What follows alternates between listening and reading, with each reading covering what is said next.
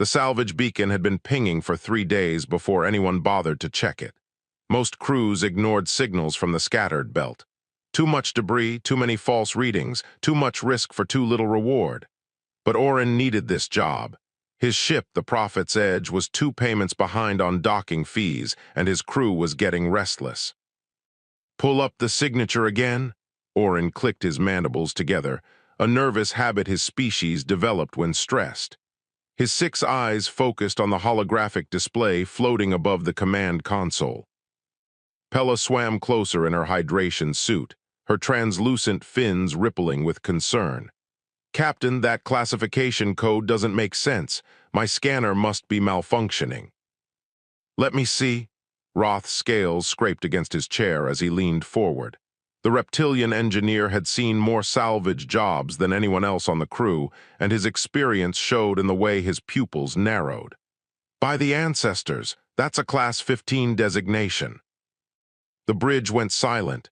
Even Lina, the young Mendar who usually chattered constantly, stopped calibrating her instruments. Orin felt his blood chill. "That's impossible. Class 15 worlds are quarantined. Nothing from those death traps should be out here." "The vessel is enormous," Pella said, manipulating the scanner data with movements of her webbed fingers. 4 kilometers long, maybe more. The hull composition is reading as unknown alloys. Our beams can barely penetrate the outer layers. "Power signatures?" Orin asked. "Faint but present. Something is still active inside after centuries of drift." Pella paused. "There are warning buoys around it, 12 of them arranged in a perfect sphere." Roth pulled up the buoy data. "The language is completely foreign, not in any galactic database." Lina's voice trembled slightly. "Should we report this to the Galactic Salvage Authority?" "And let them claim it?" Orin's mandibles clicked faster. "Finders keepers, that's the law. If we can prove it's abandoned, it's ours.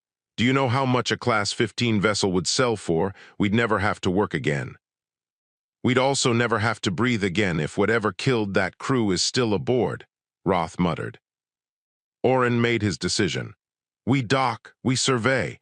If it looks dangerous, we leave and report it. If it looks salvageable, we stake our claim before anyone else arrives." The Prophet's Edge approached slowly. Up close, the derelict vessel was even more imposing. Its hull was scarred with deep gouges and impact craters, but the damage looked old. Whatever battle it had survived was long over. "Those aren't weapon marks," Roth said, studying the scars. "Those are from high-velocity impacts, meteorites maybe, or debris strikes." "Look at the repair work," Pella added. "Someone fixed these breaches from the inside. See how the metal is fused? That's emergency welding done while the ship was still losing atmosphere." "Whoever built this didn't give up easily," Lina said quietly. They docked at what appeared to be a loading bay. The airlock was massive, designed for beings much larger than any of them. It took Roth 20 minutes to bypass the access codes, and when the door finally opened, stale air hissed out. "Atmospheric reading," Orin commanded. Pella checked her scanner. 21% oxygen, that's toxic levels for prolonged exposure. Nitrogen is 78%. Temperature is 290 Kelvin. "That's almost hot enough to cook hurricane eggs," Roth complained. "The gravity is reading 1.2 standard," Lina added. "We'll need support harnesses." They suited up and entered. The interior corridors were wide and tall, built for beings who stood at least 2 meters high. Emergency lighting flickered along the walls, casting strange shadows. "Power grid is partially functional," Roth observed. "Life support is active in some sections. Environmental controls are trying to maintain atmosphere and temperature." "For whom?" Pella wondered. "If the crew is dead, why would automated systems still be running?" They found the first signs of habitation in what appeared to be a common area. Tables and chairs, sized for large bipedal creatures. Food dispensers lined one wall. A viewing screen showed star charts with annotations in the unknown language. "They had a crew," Lina said, touching a personal item left on a table. It looked like an entertainment device of some kind. "They lived here, worked here, maybe had families." "Look at this," Roth called from across the room. He had found a weapons locker. The door was sealed but not locked. Inside were tools designed for combat. They knew they might have to fight. Oren examined the weapons. They were kinetic, not energy-based, primitive by galactic standards but well-maintained. Chemical propellant projectile weapons, haven't seen these in active use for generations. They moved deeper into the ship. The evidence of battle became clearer. Scorch marks on walls, sealed bulkheads, emergency patch jobs on hull breaches. Someone had fought hard to keep this vessel intact. "Captain," Pella's voice was urgent. "I found the ship's identification. It's etched into a bulkhead here. I think I can translate some of it." They gathered around. The letters were large and clear, UESC Tenacity. "United Earth Space Command," Pella read slowly. "Earth, that's what they call their world." "Never heard of it," Roth said. "Neither has anyone in the galactic community," Oren replied. "Search the database, every known species, every registered world." Lina worked quickly. "Nothing, no Earth, no humans, no UESC in any records." "That's impossible," Pella said. "A species advanced enough to build this doesn't just appear from nowhere." "Unless they never joined the galactic community," Oren said slowly. "Unless they've been out here alone building ships like this without anyone knowing." They found the ship's log room an hour later. The holographic systems were still functional. Roth accessed the files, and suddenly a figure appeared before them. The being was bipedal, standing roughly 2 meters tall. Its skin was a dark brown color, hairless except for the top of its head. It wore a uniform marked with insignia and had 2 forward-facing eyes that seemed to look directly at them across 2 centuries. "Captain's log, final entry," the being said. Its voice was deep and steady. "This is Captain David Reeves of the UESC Tenacity. We were ambushed 3 days ago by unknown hostiles. We've lost 23 crew members defending the ship. Hull integrity is at 40%. Our attackers withdrew, but they'll be back." The image of Captain Reeves looked tired but determined. "I've ordered the surviving crew into stasis. The ship's AI will handle repairs. It might take years, maybe decades, but Earth will find us. They always find our people. We just have to survive long enough." The hologram flickered. "To whoever finds this, we're human, we're from Earth. We were carrying the seeds of a new colony world. If we're dead when you find us, please let our families know we tried. If we're in stasis, wake us carefully. We'll owe you a debt." The image faded. "Stasis," Pella whispered. "Roth, scan for active stasis systems." The engineer's claws flew across his portable console. His eyes widened. "Stasis Bay, Deck 7, reading 47 active pods. They're alive. After all this time, they're actually alive." Oren looked at his crew. He saw fear in their eyes, but also something else. Curiosity, wonder. These were Deathworlders, species from the harshest environment classification known to galactic science, and they were just sleeping, waiting for rescue that never came. "We wake one," Oren decided. "Just one to assess the situation." "Captain, that's kidnapping under galactic law," Pella protested. "They're salvage under that same law," Oren countered. "Besides, imagine what the Galactic Council would pay for a living Deathworld species. We could name our price." They made their way to the stasis bay. 47 pods lined the walls, each one glowing with a soft blue light. Names were etched on each pod in the human language. Oren studied them, trying to pronounce the strange syllables. "This one," he said finally, pointing to a pod marked with the name Dr. Nina Cross and the designation xenobiologist. "A scientist, less likely to be aggressive than a soldier."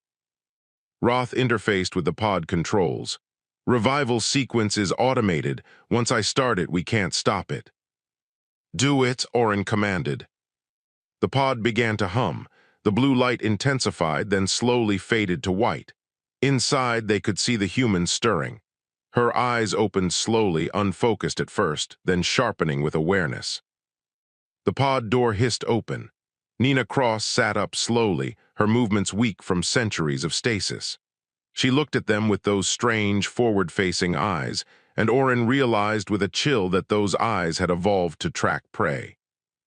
"Where am I?" the human spoke, and her translator implant converted the words into galactic standard. Her voice was hoarse, confused, but underneath there was something else. Something that made every instinct in Orin's body scream danger. "You're safe," Pella said gently, moving forward. "You've been in stasis for a very long time. We're here to help." Nina looked at each of them in turn. "You're not human, you're alien species." "Yes," Pella confirmed.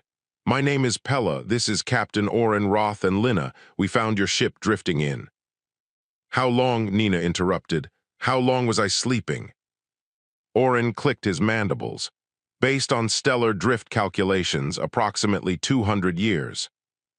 He watched the human process. This information.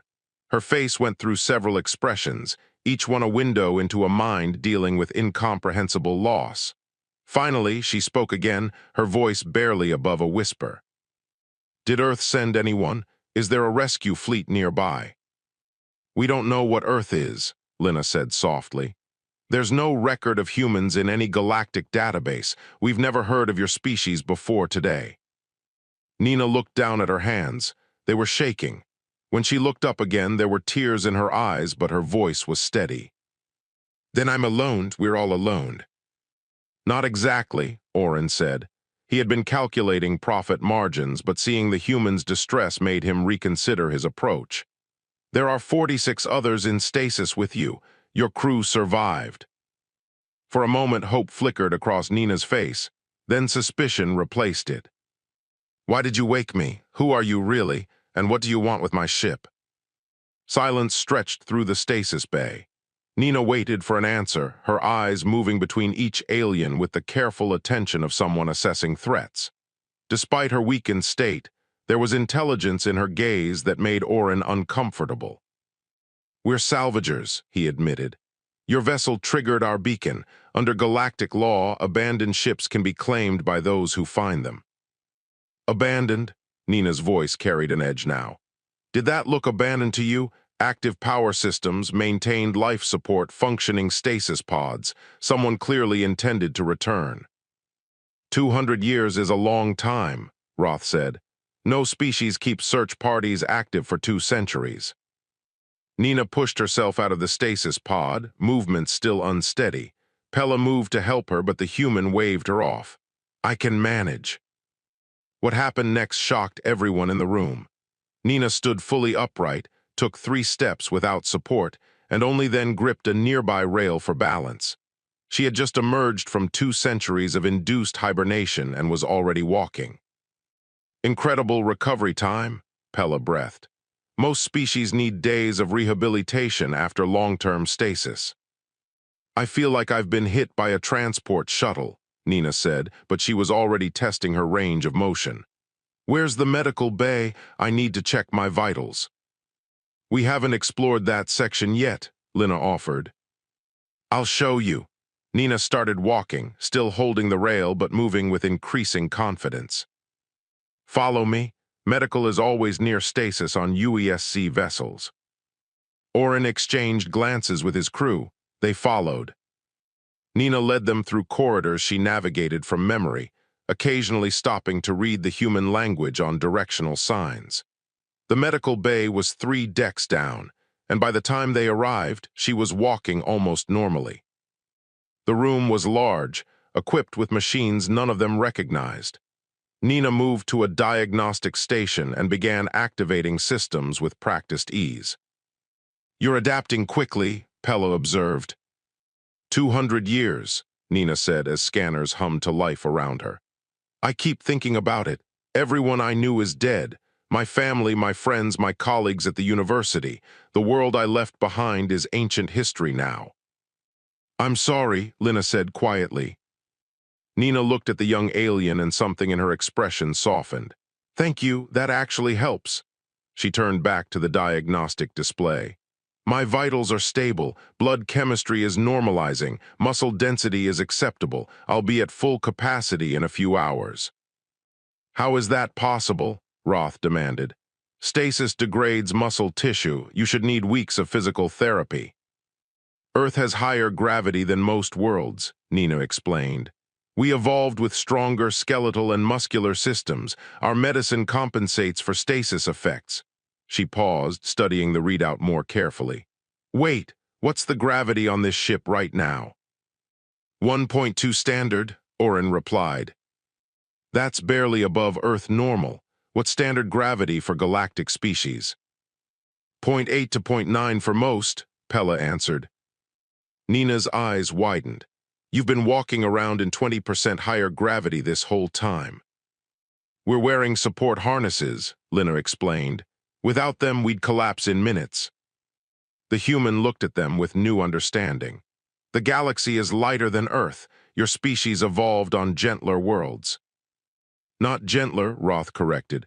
Normal, your world is classified as Class 15 Death World, the highest threat designation in galactic science. Death World, Nina repeated. That seems dramatic. Earth has challenges, but we manage. Your atmospheric oxygen content is toxic to most species, Pella said. Your temperature ranges are lethal. Your native predators would be classified as extinction-level threats on any standard world. Earth's evolutionary pressures created one of the most dangerous biospheres known to galactic science. Nina processed this slowly. We always knew Earth was tough, but we thought that was normal. We thought every species had to struggle to survive. Only those from Death Worlds, Orin said. And there are only 3 Class 15 worlds in galactic records. All are quarantined because nothing survives there long enough to develop space travel. Until humans, Nina said quietly. Until humans, Pella confirmed. Nina leaned against the medical console, and for a moment she looked lost. Then she straightened and her expression hardened. You said you're salvagers. What exactly do you plan to do with this ship, with us? Orin knew this moment would come. There are options. We could return you to your home world if you can provide coordinates, or we could negotiate compensation for rescue services. Or, Nina pressed. Or we could bring you to the Galactic Council, Orin admitted.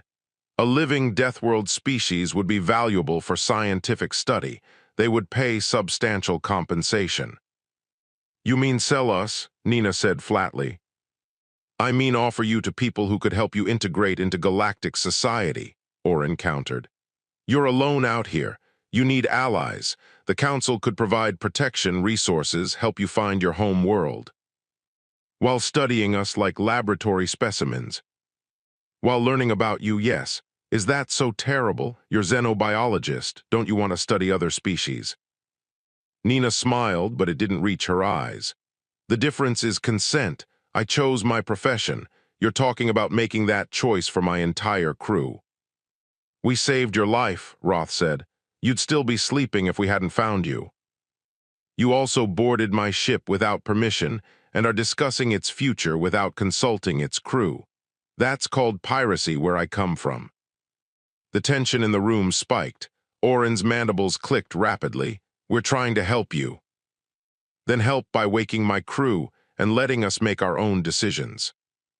All of them? Orin asked. Including the military personnel, I saw the pod designations. You have security officers, Marines, combat engineers. You saw we were armed and you woke me anyway, Nina pointed out. Seems like you already took that risk. We woke one scientist. That's different from waking trained soldiers. Nina studied him carefully. You're afraid of us. We're cautious, Orin corrected. Because we're from a death world. Because you think we're dangerous. Aren't you? Roth challenged. Nina was quiet for a moment. Let me tell you about Earth. Yes, we have predators. We have extreme weather, volcanic activity, seismic instability. We evolved in an environment that constantly tried to kill us. But you know what else we developed? She gestured around the medical bay. We developed medicine to heal each other. We developed agriculture to feed each other. We developed art, music, philosophy to enrich each other's lives. We reached for the stars not because we wanted to conquer them, but because we wanted to see what was out there. Pretty words, Orin said, but the UESC tenacity carries weapons, military-grade weapons. Of course it does. The galaxy is dangerous, but notice what happened when we were attacked 200 years ago. Captain Reeves could have fled, could have abandoned the civilian crew and saved himself. Instead, he and 23 others died protecting people in stasis. That's what humans do. We protect our own. And others? Pella asked softly. Would you protect others or just your own species? Nina looked at the aquatic alien for a long moment. I don't know. We've never met another species before. We've wondered for centuries if we were alone in the universe. Now I wake up to find the galaxy is full of life, and the first thing that happens is debate about whether to sell us. She moved toward the door. I'm going back to the stasis bay. I'm waking my crew. You can help or you can leave, but this is our ship and we're taking it back. You can't, Orin said. You don't know galactic salvage laws. You don't have legal standing. I don't care about your laws, Nina said simply. They weren't written with humans in mind. We'll write our own. That's not how it works, Roth argued. Then we'll change how it works. Nina was already walking away. You have 10 minutes to decide. Help us wake our people or get off our ship. After she left, Orin looked at his crew. Opinions. We should let them wake everyone, Pella said immediately. It's the right thing to do. The right thing doesn't pay our debts, Orin countered. Neither does a war with Deathworlders, Roth pointed out. If even half of what I've read about Class 15 species is true, we don't want to make enemies of these humans. Lina spoke up hesitantly. Captain, did you notice something? She's been awake less than an hour and she's already giving orders, already making decisions, already moving like she owns this ship. Because she does, Pella said. No, Lina continued.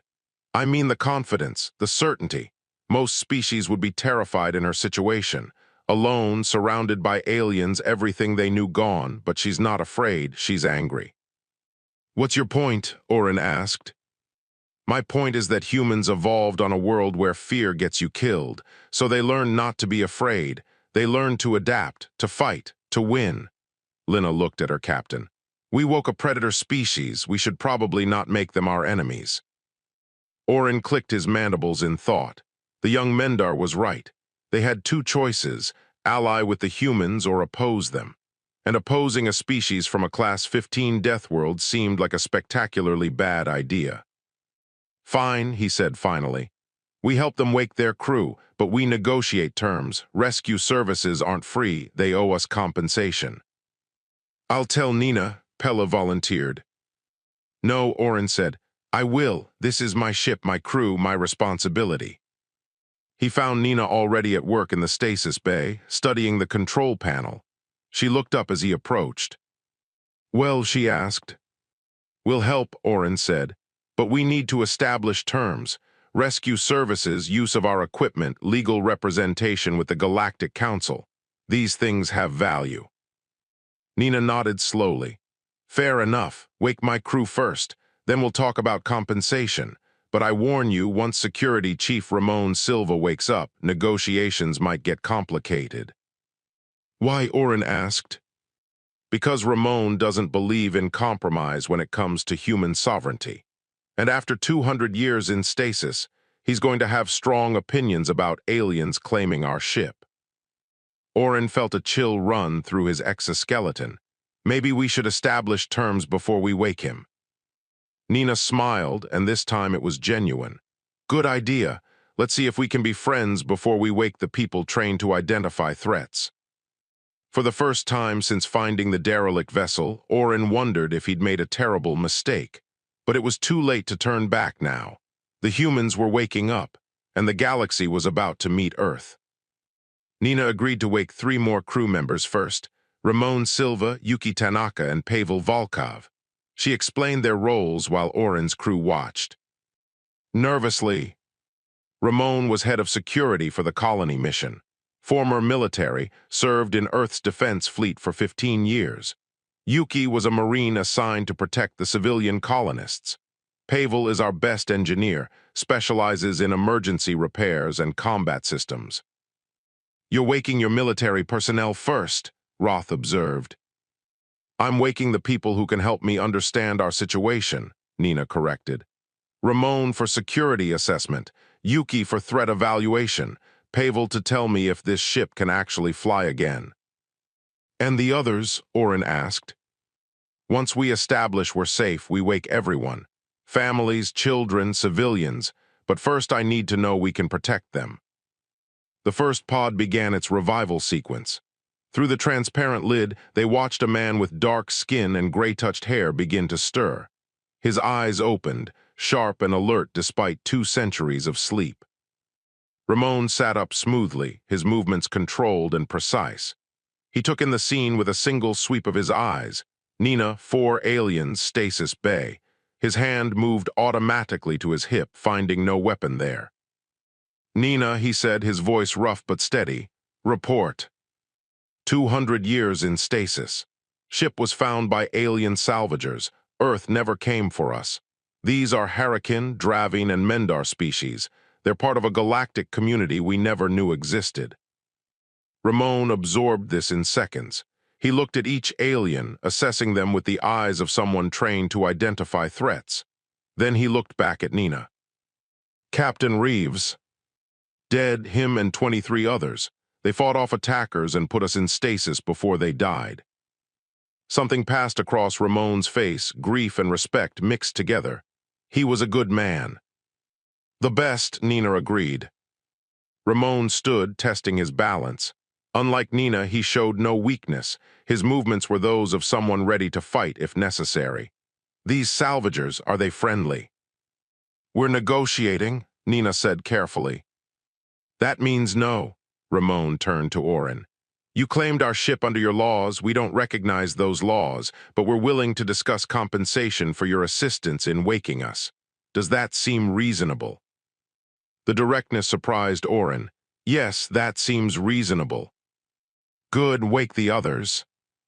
The next pod opened to reveal Yuki, a woman with East Asian features and scars that spoke of combat experience. She processed the situation even faster. Then Ramon, immediately moving to his side. Security chief, she acknowledged. Orders. Stand down. Situation is complicated but non-hostile. Currently negotiating with salvage crew who found us. Understood, sir. Pavel emerged last, a broad-shouldered man with oil-stained hands and an engineer's thoughtful expression. His first words were about the ship. Hull integrity status. Unknown, Nina replied. We haven't completed full assessment. Then that's priority 1. Can't protect anyone if the ship falls apart around us. He looked at Roth. You're an engineer. Roth nodded cautiously. Good, let's go look at my ship. You can tell me what you found. Just like that, Pavel headed for the door, expecting Roth to follow. The reptilian engineer looked at Oren, who nodded. They left together, already discussing technical specifications. I like him, Lina whispered. Ramon began asking detailed questions about the ship's condition, the surrounding space, and the political situation in the galaxy. His military training showed in how he organized information, identifying threats and opportunities. So we're unknown to your galactic community, Ramon summarized. No records of Earth or humans, that gives us certain advantages.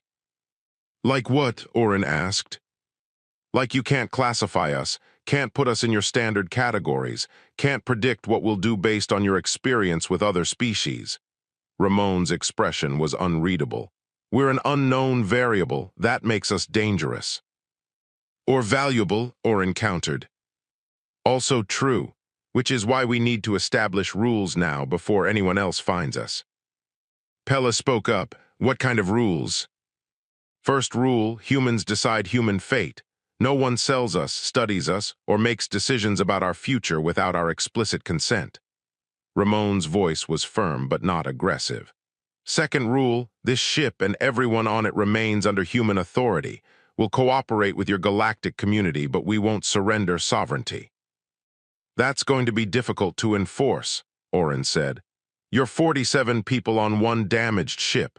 The galactic community has trillions of beings across thousands of worlds. Numbers aren't everything, Yuki said quietly. Strategy matters, determination matters, willingness to defend what's yours matters. Nina interjected. What Ramon is saying less diplomatically is that humans aren't looking for a fight, but we won't be pushed around either. You're really not afraid of us, are you? Lina asked with genuine curiosity. 4 different species, unknown technology, superior numbers. None of that concerns you. Ramon considered this. Fear is a tool. Use it right, it keeps you alive. Use it wrong, it paralyses you. We choose to be cautious but not afraid. Besides, Yuki added, Earth taught us that the universe doesn't care about fear.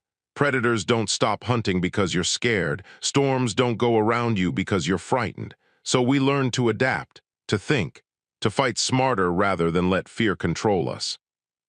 That's the Deathworld philosophy, Pella said. Overcome or die. Is that what you call our world? A Deathworld? Nina asked. Class 15 specifically, the highest danger classification. Ramon laughed, surprising everyone. Earth is dangerous, compared to what exactly? Compared to every other known world, Orin explained. Your gravity, your atmospheric composition, your temperature extremes, your evolutionary pressures, everything about Earth is hostile to life. Hostile to your life, maybe, Ramon said. To us, it's home, it's normal. You're telling me most species evolved on easier worlds. Much easier, Pella confirmed. Then you're at a disadvantage, Ramon said simply. You never had to push your limits, never had to overcome impossible odds just to survive another day. That makes you soft. That's insulting, Roth said, returning with Pavel. Both engineers looked frustrated about something. It's observational, Ramon corrected. Not an insult, just reality. Humans evolved in hell. That made us different, made us harder, made us creative about survival. Pavel jumped in. Speaking of survival, this ship is a mess. 40% hull integrity, multiple system failures, engines barely functional. But it's repairable. With Roth's help and galactic technology, we could have it operational in 6 months. 6 months, Orin exclaimed. Our ship needs to move on. We have other salvage contracts. Then go, Ramon said simply. Leave us your repair equipment as payment for salvage claim. We'll manage. You'll die, Orin protested. This sector has raiders, hostile species, environmental hazards. You can't defend yourselves in a damaged ship. Watch us, Yuki said. Nina stepped between them. Let's all calm down. Nobody's dying today. We're going to find a solution. That works for everyone. I have a proposal, Pella suggested. We stay and help with repairs. In exchange, you help us understand human technology and culture. When repairs are complete, we escort you to the nearest neutral station where you can establish formal contact with the Galactic Council. Why would you help us? Ramon asked suspiciously. Because making allies is smarter than making enemies, Pella said. And because I think humans could teach the galaxy important lessons. Like what? Orin demanded. Like how to survive when everything seems impossible, like how to keep fighting when hope is gone, like how to protect each other even at cost of your own life. Pella looked at Ramon. Captain Reeves and his crew proved that. They died so you could live. That kind of loyalty is rare in the galaxy. Ramon was quiet for a moment. All right, we accept your proposal, but we're waking everyone now. All 46 remaining crew, they deserve to know what's happened. Over the next 3 hours, the rest of the crew emerged from stasis. Families reunited, friends embraced. Everyone mourned Captain Reeves and the others who had sacrificed themselves. Nina watched it all with bittersweet emotions. These people were the last humans in this part of space. Maybe the last who remembered Earth as it was 200 years ago. They were orphans now, adrift in a galaxy that didn't know they existed. But they were also survivors. Every single person on this ship had been selected for the colony mission because they possessed skills, knowledge, and determination. They were the best Earth had to offer. A young girl approached Nina, maybe 7 years old when she'd gone into stasis. Dr. Cross, my mom says we're in the future. Is that true? Yes, sweetie, we slept for a very long time. Are there aliens? Yes, they're actually very nice. Want to meet one? The girl nodded shyly. Nina introduced her to Lina, who was closest in size to a human child. The Mendar engineer knelt down, speaking gently about her home world, her species, her job. Within minutes, more human children gathered around Lina, asking questions, touching her scales, marveling at her appearance. The young alien handled it with surprising grace, answering each question patiently. Oren watched this from across the room. Pella swam up beside him. They're adapting already, she observed. Too quickly, Oren said. Most species would be traumatized by this situation. Humans just accept it and move forward. That's what Deathworlders do. They don't have the luxury of breaking down. They adapt or they die. Are we making a mistake? Oren asked quietly. Helping them? Maybe, or maybe we're doing the smartest thing possible, making sure humanity's first impression of the galaxy is positive. Because if they decide we're enemies instead of friends, I don't think we'd like the consequences. Across the bay, Ramon was organizing his people, assigning duties, establishing routines. Even in the midst of crisis, humans were building structure, creating order from chaos. Nina joined him. How are you really doing? Honestly, I'm angry, I'm sad, I'm scared, but I can't show it. These people need leadership. Share the burden, that's what families do. Is that what we are now, a family? Nina looked around at the 46 survivors. We're all we have, so yes, we're family now. The intercom crackled. Pavel's voice came through. All crew, this is engineering. I have news, good and bad. Good news, ship's core systems are more intact than we thought. Bad news, long-range sensors just activated. They're picking up 6 vessels approaching our position, fast, armed, and their transponders identify them as Kraler raiders. Ramon's expression hardened. Time to intercept. 4 hours. Then we have 4 hours to decide if we're running or fighting. Ramon looked at Oren. Tell me about these Kraler everything. The combined crew gathered in what humans called the war room. Maps projected in holographic displays showed the approaching Kraler vessels. Oren explained what everyone needed to know. Kraler are raiders. They've operated in this sector for decades. They claim salvage by killing salvagers. No negotiations, no mercy. They'll destroy both our ships and either kill us or sell us as slaves. 6 vessels against a damaged colony ship and a small salvage craft, Ramon said, studying the tactical display. Not great odds. We should run, Lina suggested. Both ships maximum speed, different directions. They'll chase the more valuable target, Roth said. That's the tenacity. They'll let us go and hunt the humans. Unless we fight, Yuki said. Fight with what? Oren demanded. Your ship is 40% operational. Our ship has mining lasers and light shields. Against 6 military vessels, we'd last maybe 5 minutes. Pavel leaned over the display, manipulating controls. Let's see what we actually have. Tenacity's weapon systems are still functional. 4 railgun batteries, 3 missile tubes, point defense grid. The problem is power. We can fire, but not for long. What's a railgun? Pella asked. Kinetic weapon. Uses electromagnetic acceleration to launch projectiles at extreme velocity. Simple physics, nothing fancy, but effective. That's primitive technology, Roth observed. Primitive works, Pavel said. Energy weapons are impressive, but they require massive power generation. Kinetic weapons just need ammunition and acceleration. In a damaged ship with limited power, I'll take reliable over impressive any day. Ramon was thinking, if we had more time, could we increase power generation? Not significantly. Main reactor is damaged. We're running on backups. What if we had help? Ramon looked at Oren. Your ship has a working reactor. Can we link our power grids? Theoretically, Oren said, but my ship would be defenseless during the connection. We'd be a target. You're already a target. At least this way you're a target that might survive. Ramon's logic was brutal but accurate. Oren made a decision. Pella, coordinate with Pavel, see if we can establish power transfer protocols. The next 3 hours were frantic. Engineers from both species worked together, finding creative solutions to incompatible technologies. Human ingenuity met galactic standardization, and somehow they made it work.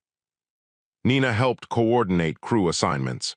Civilians to safe areas, military personnel to weapon stations, medical staff preparing for casualties, children secured in the deepest, most protected sections of the ship.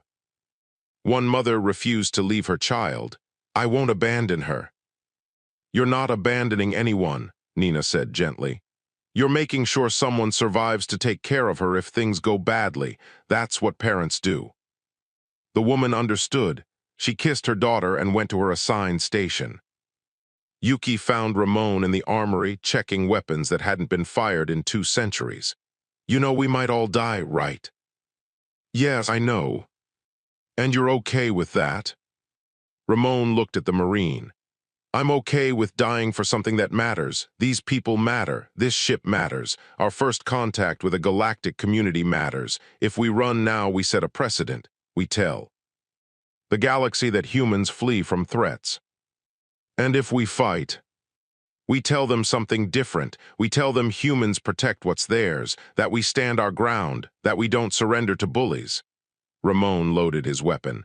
"That message is worth dying for." "Good," Yuki said, "because I wasn't planning on running anyway." On the bridge, Orin watched as his crew prepared for battle. Lina was crying quietly, trying to hide it. Roth was praying to ancestors he claimed not to believe in. Pella was calm, resigned to whatever came next. "Why are you doing this?" Orin asked her. "You could have left, taken our ship and escaped." "And left you here, left the humans? No." Pella's fins rippled with determination.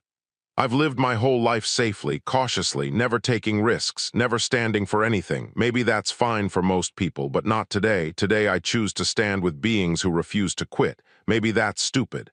Maybe it gets me killed, but at least I'll die mattering." "You always mattered," Orin said quietly. "Not like this, not for something bigger than myself." The Kraler vessels dropped out of FTL in attack formation.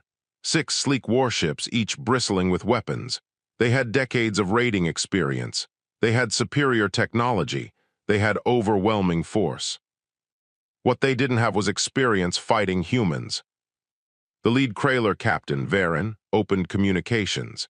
His species resembled armored amphibians, all scales and sharp teeth.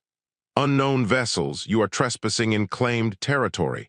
Surrender all salvage and personnel, and we will grant quick deaths." Ramon responded. "This is Security Chief Ramon Silver of the United Earth Space Command Vessel Tenacity. You are threatening human assets. Leave now or face consequences." Varen laughed. "Human? Never heard of you. Doesn't matter. Surrender or..." Ramon cut the transmission. "I'm done talking. Yuki, status on weapons." "Railguns charged, missiles loaded, point defense active." "Pavel power levels." "Thanks to Orin's ship, we're at 60% capacity, enough for a sustained fight." "Then let's show these raiders what humans do to bullies." The first Kraler vessel fired. Plasma weapons lit up space, splashing against Tenacity's armor. The ship shuddered but held. "Return fire," Ramon commanded. The railgun spoke. Tungsten slugs, each one massing several kilograms, accelerated to 5% of. Light speed. The first volley caught the Kraler by surprise. Their shields were designed for energy weapons. Against kinetic projectiles, the shields were useless. One raider took a direct hit. The slug punched through the hull like paper, venting atmosphere and sending the vessel spinning out of control. "One down," Yuki reported. 5 remaining. "They're scattering," Pavel observed, "trying to attack from multiple angles." "Smart," Ramon admitted. "They're adapting. Good, so are we." The battle became chaotic. Kraler vessels darted in and out, firing plasma weapons that scorched Tenacity's hull. Human railguns responded with precise, devastating counterfire. Each shot was calculated for maximum effect. Human combat doctrine emphasized efficiency over show. Section 7 is breached, Pavel reported, sealing bulkheads. Casualties? Ramon asked. None. That section was evacuated per protocol. Another Kraler vessel exploded as a missile found its reactor. 2 down, 4 to go. But Tenacity was taking damage. The ship had been damaged to start with, and now they were pushing it beyond safe limits. Warning alarms blared, systems failed. Life support became spotty in some sections. We can't keep this up, Pavel said. We're falling apart. Then we make them pay for every second, Ramon said grimly. Oren watched from his ship, still connected via power transfer. He saw the humans fighting with a desperation and determination he'd never witnessed before. They weren't just defending a ship. They were defending their identity, their independence, their right to exist on their own terms. Captain, Lina called out. One of the Kraler vessels is breaking off. It's heading toward us. Disconnect power transfer, Oren commanded. Get us out of here. If we disconnect, the humans lose power, Roth said. Better than both of us dying. No, Pella said firmly. We stay connected, we stand with them. That's suicide. Maybe, but it's the right thing to do. Oren looked at his crew. They were terrified but determined. When had they become so brave? When had they started caring more about honor than survival? Fine, he said. We stay, but if we die, I'm haunting all of you. The approaching Kraler vessel opened fire on the smaller salvage ship. Energy weapons hammered the shields. Alarms screamed warnings. They were seconds from destruction. Then the Tenacity rotated, bringing its full broadside to bear. Every weapon fired at once. The Kraler vessel disappeared in a storm of tungsten and high explosives. 3 down, Yuki announced. 3 to go. But Tenacity paid the price. The rotation had stressed already damaged systems. Power failed in multiple sections. One railgun battery went offline. Missile tubes jammed. We're losing this fight, Pavel said quietly. Ramon knew it was true. They'd hurt the raiders, but not enough. The remaining 3 Kraler vessels were being more careful now, staying at range, wearing them down with sustained fire. Options, Ramon asked. We could surrender, Yuki suggested, though her tone made it clear she'd rather die. Never. We could abandon ship, take the escape pods, maybe some of us survive. And leave everyone else to die? No. Then we need a miracle. Nina's voice came over the intercom. Ramon, I have an idea. It's crazy, but it might work. I'm listening. The Kraler are using energy weapons exclusively. Plasma, lasers, particle beams. They're designed for fighting ships with standard shielding. So we don't have standard shielding. We have armor. Dense, heavy, primitive armor designed to take physical impacts. Their weapons are effective but not optimized for what we have. What's your point? My point is we're fighting the wrong battle. We're trying to shoot them from distance. But our strength isn't long-range precision. It's close-range durability. You want to ram them? Pavel asked incredulously. Not exactly. I want to get close enough that they can't maneuver effectively. Close enough that our armor matters more than their shields. Close enough to make this a knife fight instead of a duel. Ramon thought about it. Crazy, reckless, completely against standard military doctrine. Perfect. Pavel, can the ship survive close-range combat? Hull might hold, maybe, no guarantees. Yuki. I love it. Let's get personal with these bastards. Ramon made his decision. All crew brace for impact. We're changing tactics. The Tenacity burned its damaged engines, accelerating directly toward the nearest Kraler vessel. The raiders saw them coming and increased fire, trying to destroy the human ship before it could close distance. Plasma scorched armor. Lasers burned through outer hull layers. The Tenacity kept coming. At point-blank range, Ramon gave the order, fire everything. Railguns, missiles, point defense weapons, everything fired at once. At this distance, there was no missing. The Krayler vessel simply came apart, overwhelmed by kinetic fury. 4 down, Yuki said, 2 left. The remaining raiders broke and ran. They'd come expecting easy prey. Instead, they'd found something they'd never encountered before. A species that fought harder when cornered, that refused to quit even when beaten, that turned desperation into weapon. They'd found humans. Ramon let them go. Let them spread the word. Let them tell the galaxy what happens when you threaten Earth's children. In the sudden silence, damage reports came in. Tenacity was barely functional, but it was still intact, and everyone aboard was alive. Oren's voice came through. That was the craziest thing I've ever seen. Did it work? Ramon asked. You survived, I survived. I'd call that working. Then thank you for staying, for helping, for standing with us. What happens now? Pella asked. Nina answered. Now we repair, we heal, and we figure out how to introduce humanity to your galaxy properly. After that fight, Lina said with awe, I think the galaxy already knows.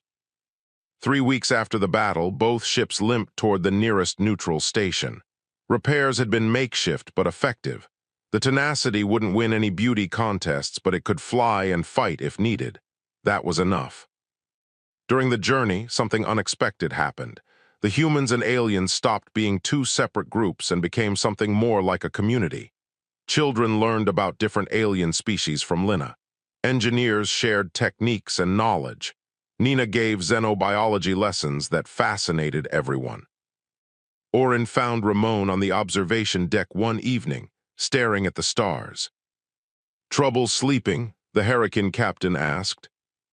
Thinking about Earth, wondering if it's still there, if humans survived, if anyone remembers the colony missions we sent out. 200 years is a long time.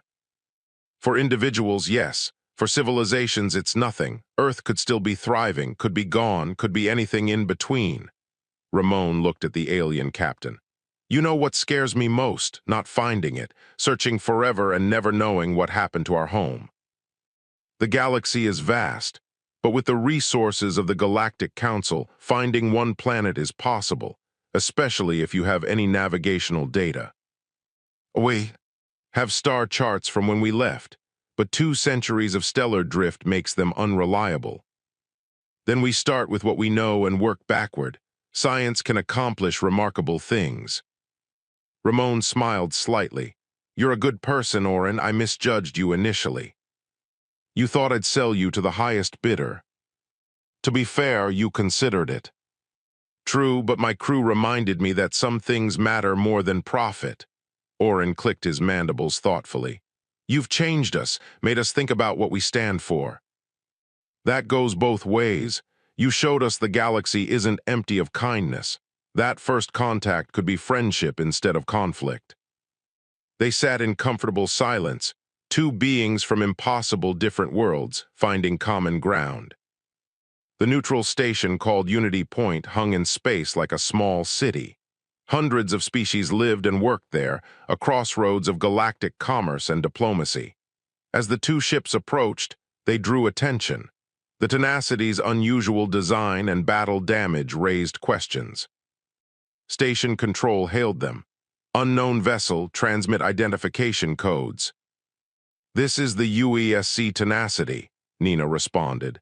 She'd been chosen as first speaker because of her diplomatic nature. We're human, from the planet Earth. We're seeking permission to dock and establish formal contact with the Galactic Council. Silence, then, human, Earth. Those designations don't exist in our database. We know that's why we're here, to change that. More silence, then, stand by, we're contacting council representatives. An hour later, they were cleared to dock. The station administrator, a floating jellyfish-like being named Quilren, met them personally. His translator rendered his bioluminescent flashes into speech. This is unprecedented. A completely unknown species arriving unannounced, claiming to be from a world we've never heard of. You understand how suspicious this appears. We understand, Nina said. But we're not invaders, we're not conquerors, we're explorers who got lost and are finally finding our way back to civilization. Your vessel shows extensive battle damage. We were attacked by Kraler raiders. We defended ourselves. 6 Kraler vessels engaged you. Only 2 escaped. How did a damaged colony ship defeat 4 military warships? We got creative, Ramon said simply. Quilren's colors flickered with what might have been amusement. I want to hear that story. But first, medical quarantine protocols. We need to ensure you're not carrying diseases dangerous to station population. The medical examination took 2 days. Nina worked with galactic doctors, explaining human biology, answering endless questions. Their physiology fascinated everyone. Your bone density is extraordinary, one doctor marveled, and your muscle fiber composition is unlike anything we've seen. Earth has high gravity, Nina explained. We evolved to be durable. Your immune system is aggressive. It attacks potential threats preemptively rather than waiting for confirmation of infection. Again, Earth, we faced countless pathogens. Our bodies learned to shoot first and ask questions later. You're from a Class 15 death world, aren't you? So we've been told. The doctor, an insectoid being with compound eyes, studied her carefully. I've read theoretical papers about death world species. They were thought to be impossible. Evolution shouldn't create beings capable of surviving such extreme conditions while also developing intelligence and civilization. Evolution doesn't care what should be possible, Nina said. It only cares what works. While the humans underwent medical examination, Oren and his crew gave testimony to council investigators. They described finding the tenacity, waking the humans, the Kraler attack, everything. You chose to help them rather than claim salvage rights, the investigator noted. Why? Because it was the right thing to do, Pella said, and because humans are worth knowing. Explain. They're different from any species I've met. They don't give up. They don't surrender, but they're not cruel. They had chances to kill us or enslave us. Instead, they worked with us, treated us as equals, even saved us during the battle when they could have let us die. The investigator noted this. You believe they should be welcomed into the galactic community. I believe the galaxy needs them, Pella said firmly, because they can teach us things we've forgotten, like courage, like loyalty, like standing for principles even when it's dangerous. After the medical clearance, the real negotiations began. The Galactic Council sent 3 representatives, Quilren for the station, Ambassador Threll for the council itself, and Scholar Myra for scientific assessment. They met in a neutral conference room, humans on one side, officials on the other. Ambassador Threll spoke first. Her species resembled upright walking birds with brilliant plumage. Let me be direct. Your arrival creates problems. You claim to be from an unregistered world. You possess technology outside normal developmental curves. You've demonstrated military capability against established threats. You represent an unknown variable in a galaxy that prefers predictability. You're saying we're not welcome, Ramon said. I'm saying you're complicated, but complications aren't necessarily bad. Threll preened her feathers, a nervous gesture. Tell me about Earth, everything. Nina spent 3 hours describing their home world. The oceans, the continents, the diverse biomes, the extreme weather, the dangerous predators, the constant environmental challenges, the civilizations that rose and fell, the slow march toward peace, cooperation, and eventually space travel. Scholar Myra, a crystalline being who communicated through refracted light, was fascinated. Your world should have prevented intelligent life from developing. The evolutionary pressures you describe would normally select for strength and survivability over intelligence. Humans got both, Nina said. Because on Earth, intelligence is survivability. The smartest humans lived, the ones who could adapt, who could think creatively, who could work together against threats. Evolution rewarded brains as much as brawn. Remarkable and terrifying. Why terrifying? Ramon asked. Because you combine the adaptability of intelligent species with the resilience of survival specialized species. That combination has never been seen before. Is that a problem? Yuki asked. Only if you're hostile, Threll said. Are you hostile, I mean? That depends, Ramon replied. Are you going to try to control us, restrict us, treat us as curiosities or threats? We're trying to determine the appropriate relationship between humanity and the galactic community. Then let me make it simple, Ramon leaned forward. Humans want to be partners, not subjects. We'll follow reasonable laws. We'll contribute to galactic society. We'll share our knowledge and learn from yours, but we won't surrender our sovereignty. We won't allow others to make decisions about our fate, and we won't tolerate being treated as lesser beings because we're newcomers. Those are significant demands for a species with 1 ship and 47 members, Threll pointed out. Numbers don't define worth, Nina said. You judge us by our principles, our capabilities, and our potential, not by our current population. Quilren's colors shifted. What about Earth? Do you intend to return, to bring your entire species into galactic space? If Earth still exists, yes. We'll return, we'll tell them about the galaxy, we'll help humanity take its place among the stars. Ramon's voice was firm. And if Earth is gone, we'll still represent humanity. We'll make sure our species is remembered properly. The officials exchanged glances, whatever that meant for their diverse anatomies. Finally, Threll spoke.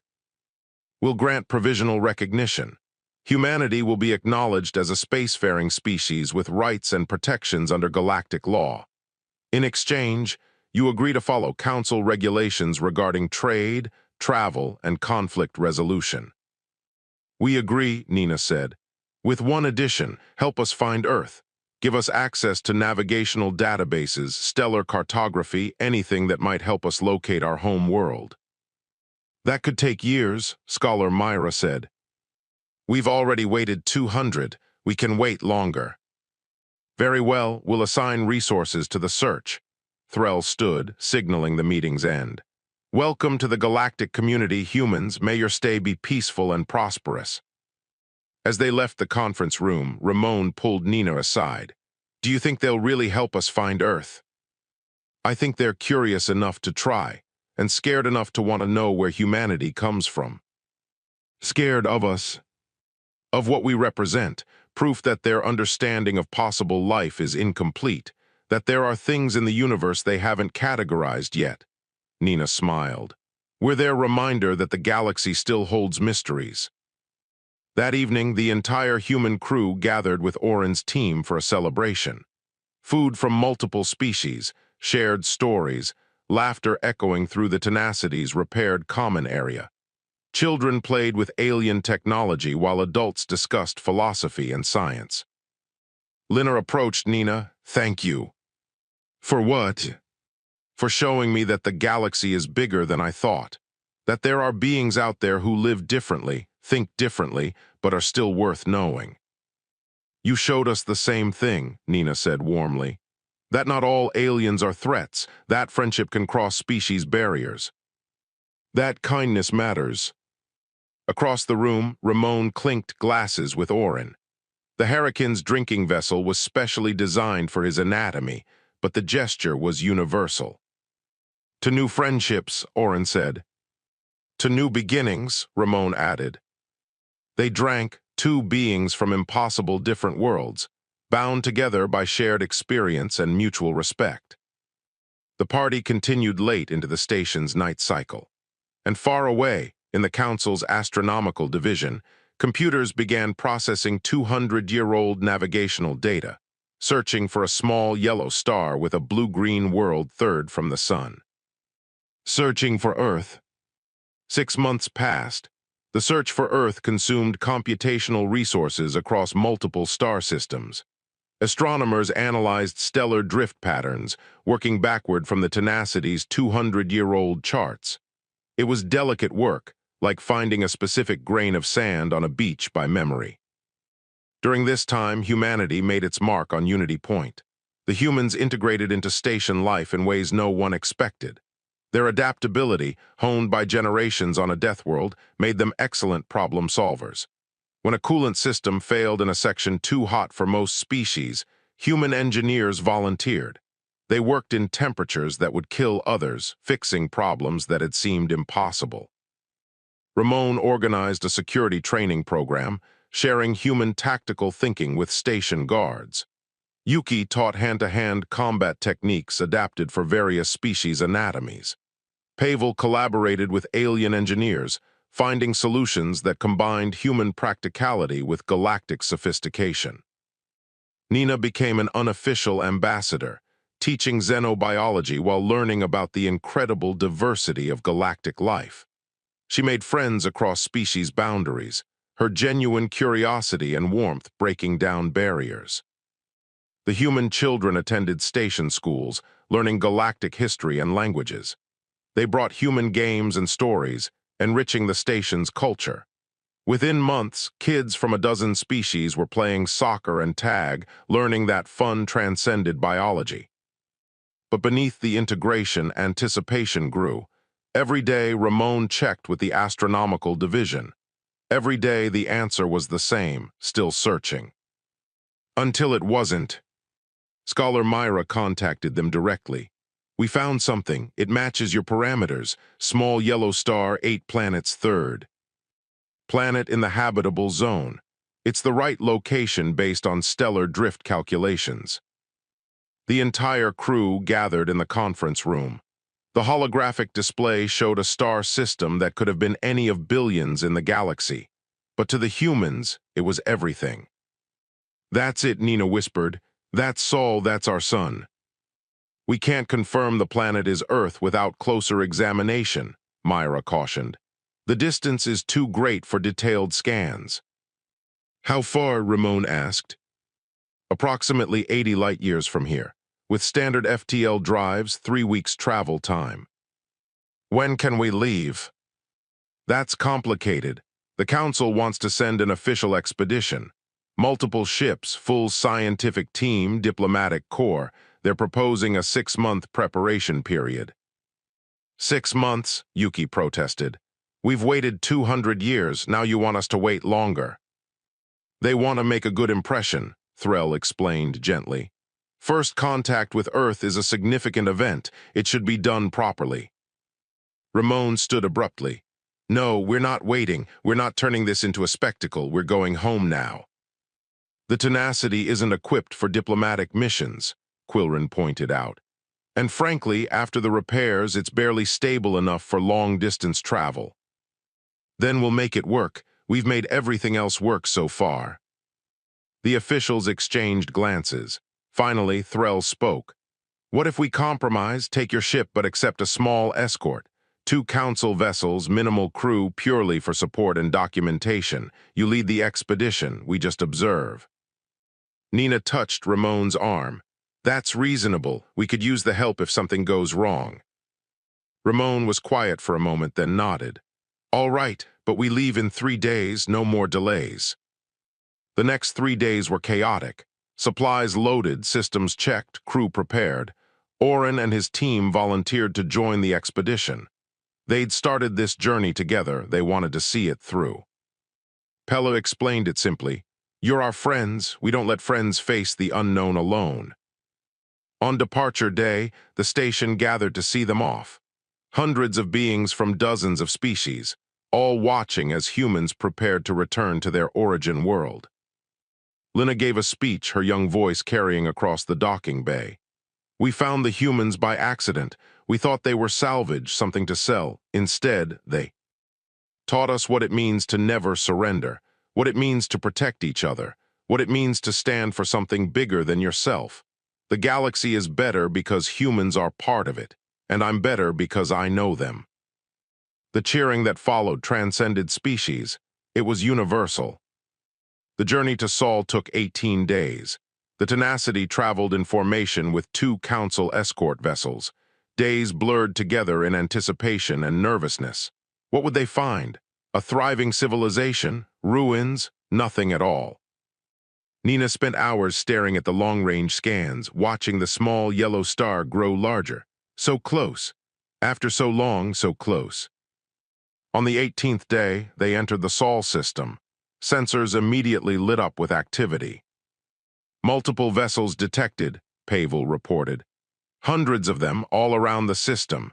Military configurations, civilian transports, orbital stations. This system is heavily populated.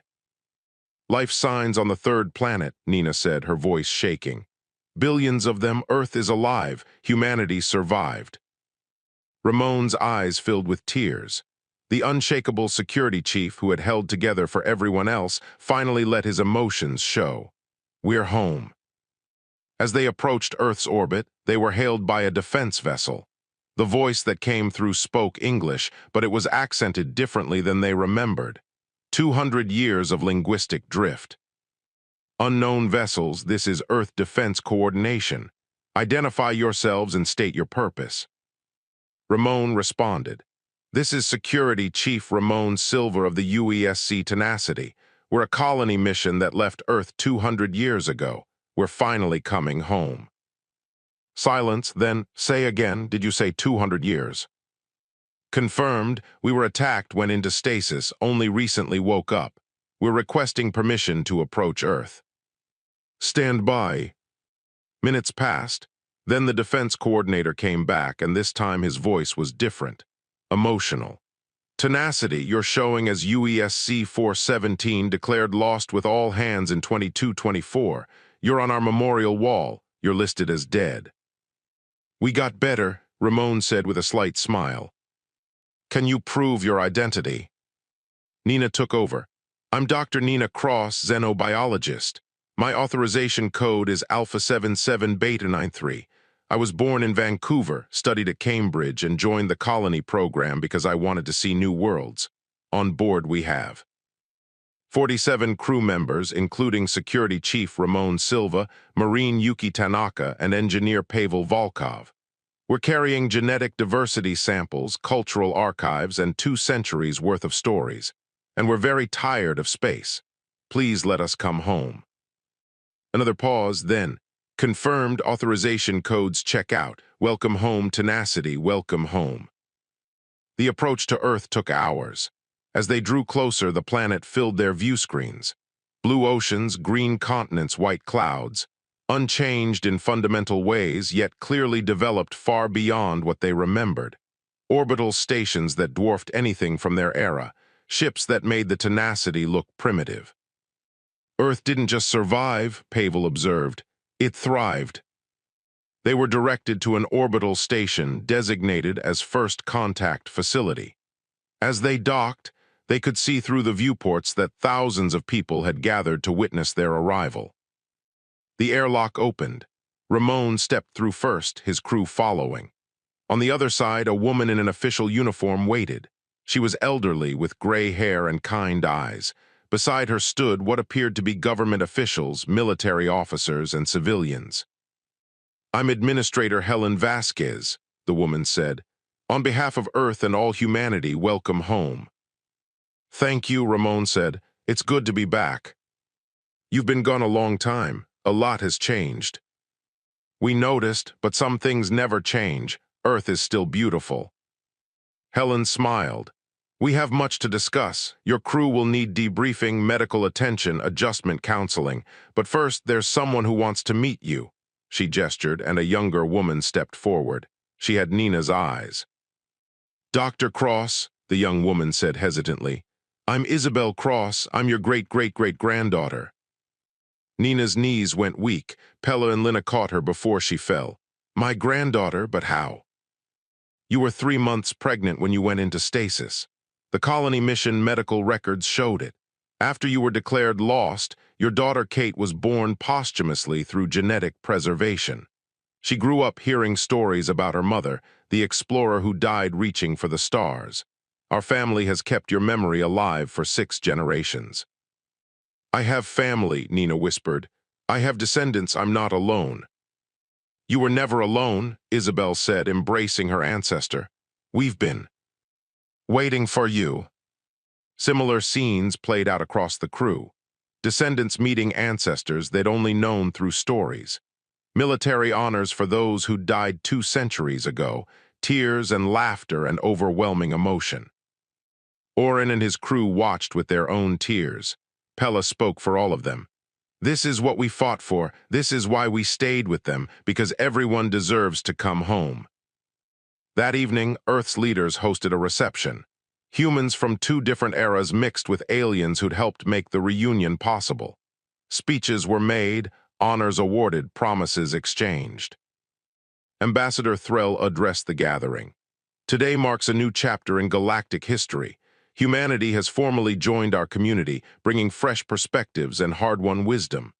The Tenacity's crew showed us that determination can overcome impossible odds, that loyalty transcends time, that the bonds we forge matter more than the obstacles we face. Ramon responded on behalf of his crew. 200 years ago, we left Earth to build a new world. We thought we were leaving something behind, but we were wrong. We were carrying Earth with us, in our hearts, in our principles, in our refusal to surrender. Whether on Earth or in the deepest space, humans remain human. We protect our own. We stand for what's right. We never give up. That's what Earth taught us. That's what we brought to the galaxy, and that's what we'll always be. The applause was thunderous. Later, Nina stood on an observation deck looking down at Earth. Beside her stood Isabel, Pella, Lina, and Ramon. "What happens now?" Isabel asked.